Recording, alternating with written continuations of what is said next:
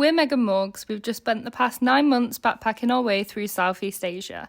We're now in Australia and we're ready to embark on our biggest adventure yet.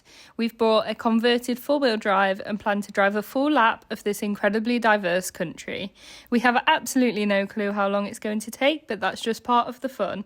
Join us today as the adventure continues. Hey guys, welcome back to the channel. We're Megan Morgs and in today's video we are exploring the beautiful coastal town of NOOSA. We drove down this morning. It took around 2.5 hours, 2.5 hours from Harvey Bay, which was where we were staying to get to Fraser Island.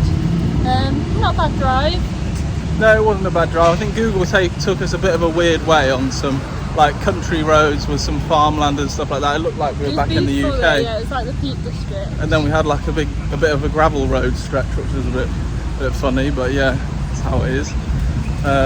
But yeah, we're just heading to the beach now here in NOOSA. It took us a while to get a parking spot just because it's super busy here.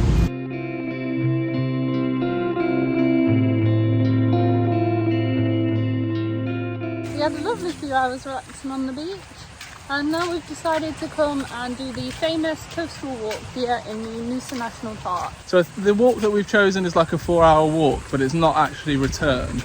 So it stops on the other side of the bay, I think. So we'll have to come back on ourselves to get back to this car park. I think that would be the best thing for us to do. But we're just going to walk for a while and then just see where we get to and just wing it really. But the coastline is very beautiful. Yeah.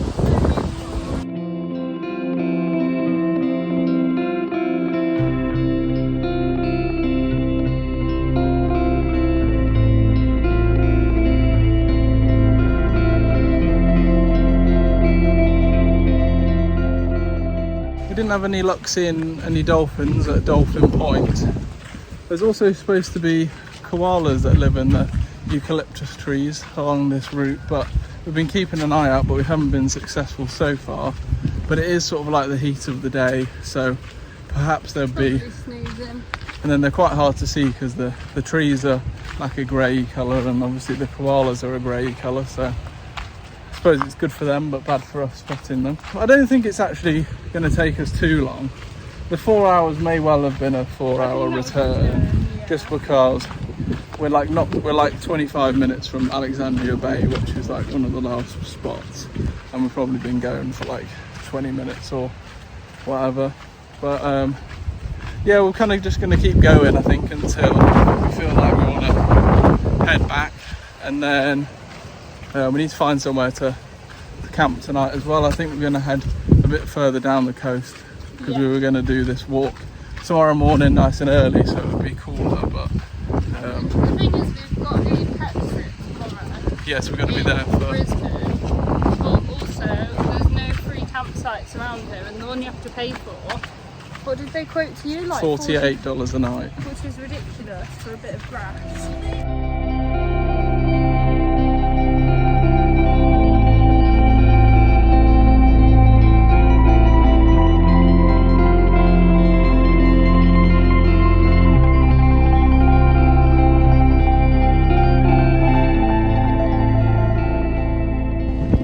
dip in the fairy pool. It was nice. The rocks sort of like protected you from the waves, so it kind of just felt like a bit like a sea jacuzzi kind of vibe that it had going on.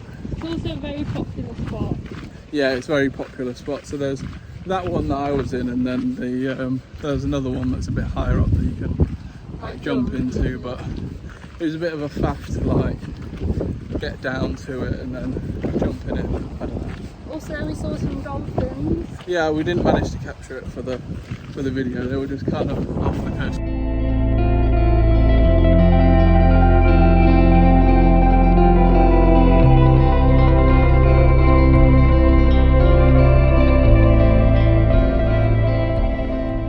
We continued our walk across to, I think it was called...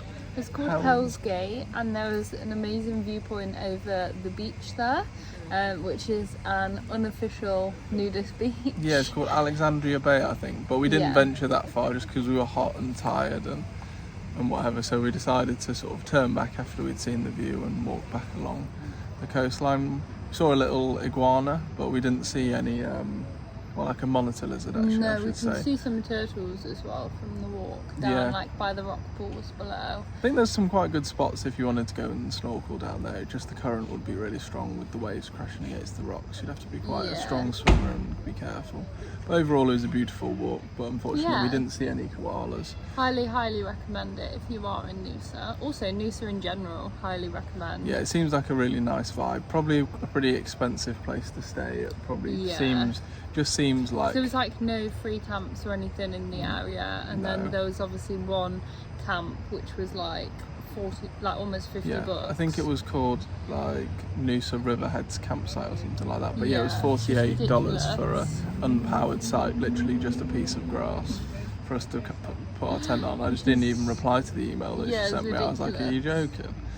But one thing that is good is all of the car parks there are free as well. So you get 4 hours for free, or 3, it depends where you park, which you would not get that in the UK. No, like that's really popular good. seaside resort. People would be making the most of making money out of people. Yeah, you are right. But we just afterwards we went back to the car, sort of like had a little wash off on one of the free showers, just get the sand off us, and then drove like 45 minutes, but 50 minutes over to this free camp spot, which is like in between Brisbane and the Sunshine Coast. Yeah, so we are just gonna camp here tonight. It's pretty busy, and they've got these bright lights on, which I don't think are gonna turn off. And there's loads of like wild turkeys flying around. So I'm not sure if it'll be our best ever night's sleep, but we're gonna get into bed now. It's like 8:30 or something like that, but we're tired after a full day. And then we're going to get up early, maybe go for a little walk, because there's supposed to be a nature trail that there's some platypus near here, so we'll go near sunrise for that, and then we're going to head to Australia Zoo. Yeah, we weren't really sure like how ethical it is on the zoo front, but I follow Bindi on Instagram, and the work that they do rehabilitating and releasing the animals is amazing. But yeah, it does look really good, so we're gonna go ahead and spend the day there tomorrow. I feel like it's a very Aussie thing to do, you know, like we grew up watching the Owens, so has to be done. Gotta go see the crocodile hunter, haven't you? Yeah, exactly. Yeah. And then tomorrow we will be heading into Brisbane. Yeah, for our second pet sit. So if you haven't watched our previous videos, that's one of the ways that we're making sure that our time in Australia is affordable. And by sort of like in between our camping, which we usually stay in at free camps, we're doing pet sits, where we're sort of in exchange for looking after people's houses and their animals while they're away. We get like free accommodation and use of their like bills. Exactly, and you know, it's a win-win really, because obviously we miss our pets at home, so massively. It's nice to have like home comforts. Look after some animals, and then obviously the accommodation cost in Australia is huge. I mean, especially if you were to be renting a full 2-bedroom apartment, for example, for 10 days. So yeah, that's how we're sort of like keeping costs down, among other things, while we're in Australia. But we're going to head to bed now, and then we'll see you bright and early in the morning to hopefully go and find some platypus.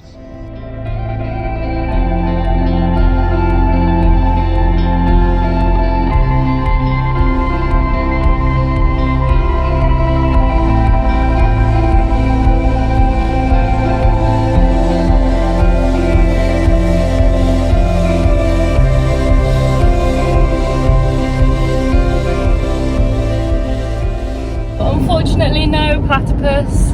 On our walk this morning, platypuses this morning.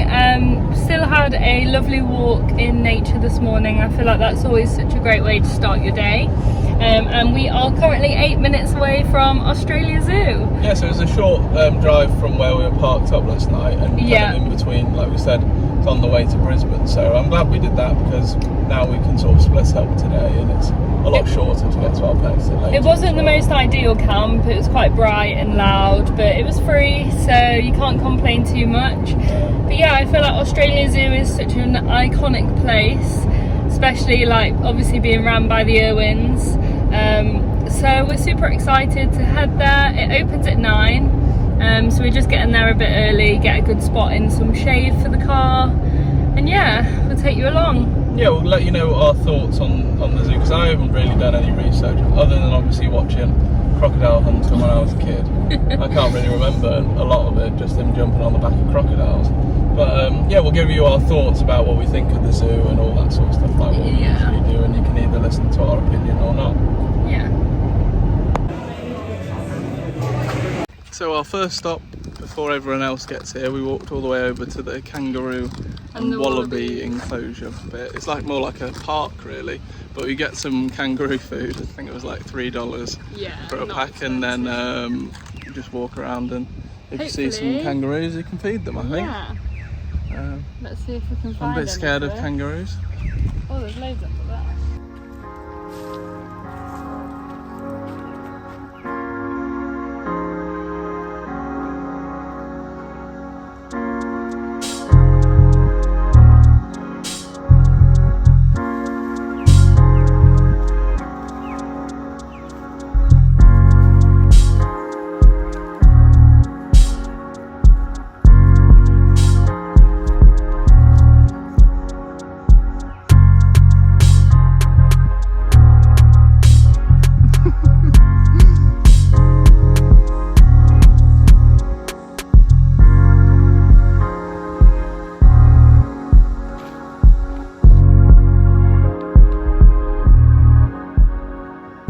One thing that I'm always kind of skeptical about when like I've been to zoos and stuff is like why they have, say like here they've got like tigers and elephants and things, and obviously it's not natural for a tiger or an elephant to be in Australia, but they show like some signs of all like the great work that they've done in, it's like Southeast Asia especially, about sort of like stopping poaching and conserving the rainforest and all that sort of stuff. So it shows sort of like the work that they're doing, and perhaps they've got these animals here as sort of like a way of advertising for donations and stuff, which they also had a sign for, which makes sense. So no, it's nice to see that, because it's important that obviously we look after these animals, but then it just feels a bit weird that your money is going towards somewhere that's actually going to use it in the right way. Yeah, because lots of zoos are probably just made for profit. Like a lot of the ones that we saw advertised in Southeast Asia, people are like keeping drugged up tigers in tiny cages and things like that, which is like pretty horrible, and why we didn't go. But so yeah, it's good to see this, and I guess also it's not like they're keeping polar bears out in this sort of heat and stuff. It's like 30 degrees today, and that's the sort of temperature that elephants would be in anyway. Exactly. So yeah, it's alright. Just having a little walk around. I think our favourite thing so far was feeding the kangaroos and the wallabies, so they're so cute. We've pretty much walked around the whole zoo now. We just kind of wanted to mainly see all the Australian animals. Yeah, we saw that little wombat having a walk with her keeper, bless them. I think they have to do that to keep them active on days where it's really hot, so she was trying to walk her through the shade, and then on the unshaded patches she had to pick it up and like walk it along, which was funny. But yeah, it's been nice here, and it's good to learn about all the good things that they're doing with the money. You're allowed to bring food and drink as well, which is good. Yes, we had some lunch and made sure to top up on water, and there's loads of like water refill stations. But yeah, it's just mainly nice to just see all the good work, that where your money's going, and it's not just going to like one person who's profiting, it's actually just being used to look after more animals, release them into the wild. Educate it's nice people. And we learned a bit more about the ranges of Australian animals and just generally. So now the final thing and most iconic thing probably here is the crocodile like exhibition or showing, where I think they like feed the crocs and stuff. That's on at 1:15, so we're just going to wait around until then, get ourselves a seat, and after that we'll be heading off.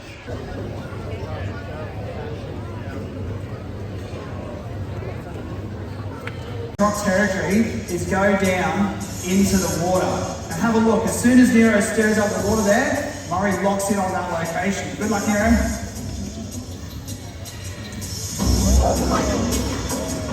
Now when they come out of the water, all of these strikes in and around the water's edge, they use that massive tail to launch their body up and out. And you might think that the teeth coming at you are the scariest part, but it's actually the jaw pressure. Now you'll see he's poking his head up and out of the water.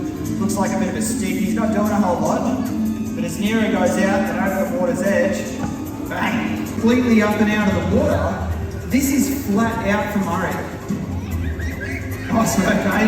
Yeah, give it up for him. He's done such a good job. That was a nice time watching the crocodile. I guess it's like an exhibition type thing, but generally we've had a lovely day. It's been nice to have a walk around and like you said, sort of like see all the good work what is being done, and also I just feel like it's such an iconic place. yeah, Steve Irwin is obviously like a big part of and a big part of our generation's childhoods and stuff, so yeah, it was nice to come here and see. But we're going to jump in the car now and head down to Brisbane for the end of this video. We really hope that you've enjoyed this video. In both NOOSA and Australia Zoo, we highly recommend that you add it to your East Coast and your Australia itineraries. Yeah, if you have, please make sure to like and subscribe, and if you're interested in seeing what we're getting up to in Brisbane, then we'll see you in the next one.